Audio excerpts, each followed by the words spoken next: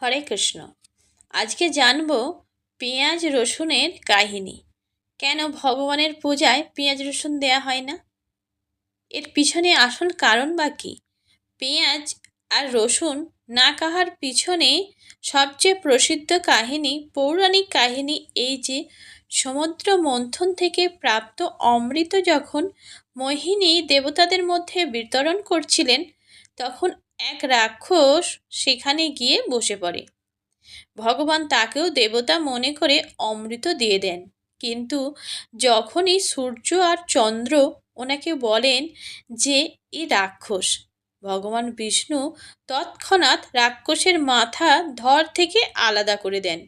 কিন্তু রাহুর মুখে অমৃত পৌঁছে গিয়েছিল তখন, তাই তার মাথা অমর হয়ে যায়। কিন্তু ভগবান বিষ্ণুর দ্বারা রাহুর মাথা কাটা যাওয়ার পর মাথা থেকে অমৃত মিশ্রিত রজগুণ সমৃদ্ধ রক্ত, মাংস, হাড় কয়েক ফোঁটা মাটিতে পড়ে যায়, যার থেকে পেঁয়াজ আর রসুন উত্থিত হয়। যেহেতু এই দুই সবজি অমৃত মিশ্রিত রক্তবিন্দু থেকে উৎপন্ন হয়েছে, এজন্য এরা রোগ আর জীবাণুর ক্ষেত্রে অমৃতের সমান কাজ করে। কিন্তু যেহেতু রাক্ষসের মুখ হয়ে মাটিতে পড়েছে, তাই এদের তীব্র গন্ধ থাকে এবং এগুলো অপবিত্র, যা কখনোই ভগবানের ভোগে ব্যবহার করা হয় না।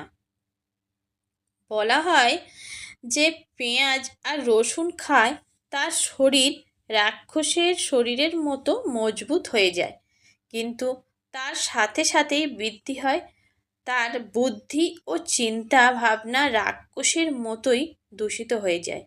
এই দুই সবজিকে মাংসের সমান বিবেচনা করা হয়। যে রসুন বা পেঁয়াজ খায় তার মনের সাথে সাথে পুরো শরীর তামসিক স্বভাবের হয়ে যায়, অর্থাৎ রাহু গ্রহ তাদের গ্রাস করে। ভক্তদের জপ, ধ্যান, ভজন সাধনায় মন কিন্তু স্থির হয় না। পেঁয়াজ রসুন খেলে আমাদের মন সবসময় অস্থির থাকে, সর্বোপরি তার পতন হয়ে যায়। এই জন্য পেঁয়াজ রসুন খাওয়া শাস্ত্রে নিষেধ করা হয়েছে। হরে কৃষ্ণ।